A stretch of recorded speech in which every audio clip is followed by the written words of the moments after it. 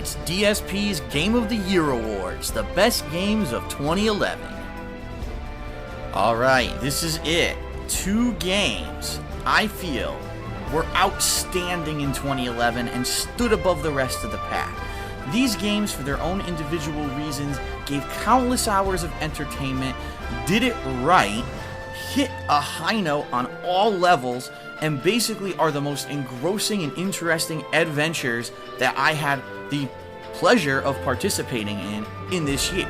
So, without further ado, let's begin the showdown for Game of the Year of 2011, and the nominees are... Well, first up, it's the Elder Scrolls V Skyrim. I honestly don't even know where to begin talking about Skyrim. Just the amazing amount of content that Bethesda packed into this game. It's just overwhelming and daunting. Being that as it may, Skyrim is a game that if you really just want to play through the main quest, you can get through it in a reasonable amount of time, just like any other retail release this year. However, it's the overwhelming and amazing amount of side content, the detail, the variety of the gameplay that's put into Skyrim that really makes it such an overwhelmingly fun and interesting game. I mean, as an open world game, I have to say, it probably is the best, most engrossing universe that I've ever participated in. And keep in mind, I did play Fallout 3 and Fallout New Vegas in the past few years, so that is saying something. Skyrim takes all of the popular RPG elements and does them correctly. Crafting, character design, building the make of your character, whether or not you want to have a magic base, whether or not you'd rather have a melee style fighter, if you want to have a combination of the two, or maybe you're more of the sneaky assassin type.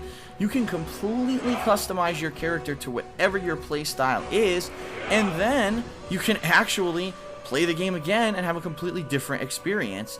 The amount of massive side quests that there are in this game is overwhelming. This is undoubtedly my longest normal playthrough on YouTube, and I just couldn't stop playing the game. Once I started playing, that was it. I wanted to do every side quest. I wanted to max out every guild and every faction.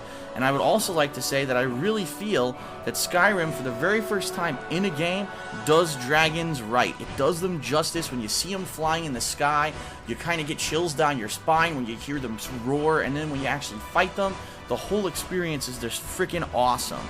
Now, there are some annoying bugs, but that's always to be expected with an open world game. The good thing is none of the bugs are so game breaking that they would actually hinder your overall experience of the game.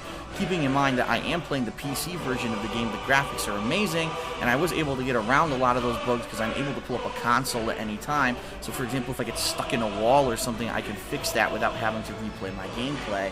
So I can understand why maybe the console versions may be a little bit more annoying than the PC version. So overall, Skyrim, I think Bethesda really outdid themselves with this game and the amount of content that they put into it. And keep in mind, I played Fallout 3, I played Fallout New Vegas. This game topples those games. They pale in comparison to the quality and the amount of content that is in Skyrim. Definitely one of my favorite RPGs of all time.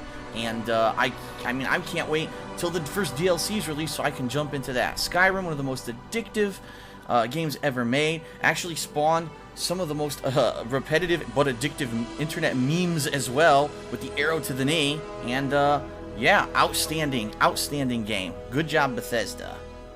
And the second nominee for Game of the Year is Batman Arkham City.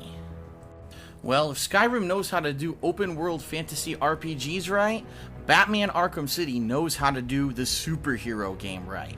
Taking the familiar gameplay from Batman Arkham Asylum, which was also critically acclaimed, and moving it into a completely open-world Gotham City was an amazingly brilliant idea by Rocksteady Games.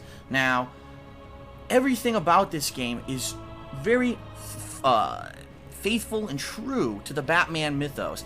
The Batman villains, the wide variety of them that actually are represented in this game, are themselves to a T. Like, it's not out of character. You can tell that the people who worked on this game know Batman. the returning voice actors from the Batman animated series who had previously been in Arkham Asylum carry over to Arkham City, just add to the quality of the entire package.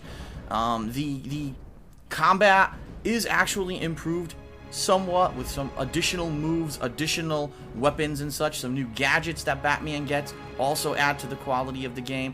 The fact that there are several missions where you get to swap out and play as the Catwoman add to the variety, and it just is awesome to be going from one end of Arkham City to the other as Batman or Catwoman, using the free flow motion, floating around, hovering with your cape, and just this is Batman. It makes you feel like you are a superhero when you're playing Batman Arkham City.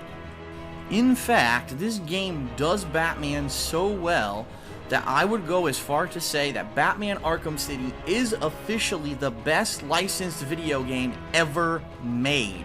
Taking the Batman license and just giving it such detail and attention, making you feel like you're living out the comics. You can tell that Rocksteady likes the Batman character. They did their homework, and I wish that Rocksteady actually would do this for other characters like Superman or, the X-Men, or these games like Spider-Man, where they've just had some crappy outings of the past couple of years, and you'll wish that someone would really give them a better shake. And in fact, Arkham City is so good that it makes other comic book and superhero games look bad, even though previously you might have thought those games were good.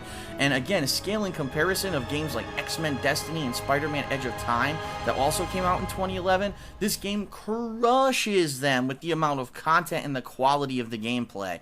So, Batman Arkham City, definitely one of my favorite games of 2011. It's a must-buy if you're a Batman fan.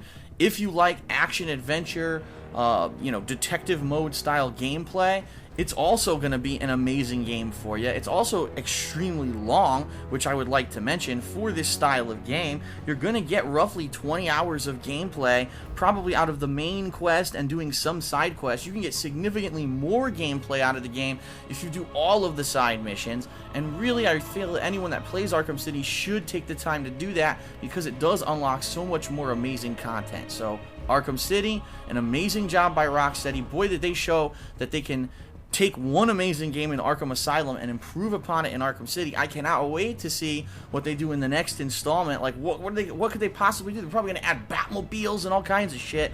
Awesome game, excellent experience, definitely worth a Game of the Year nomination. And so the stage has been set. It's Skyrim against Batman, the Dragonborn against the Dark Knight. Can a Dragon Slayer defeat a superhero? Find out next when the Game of the Year is revealed.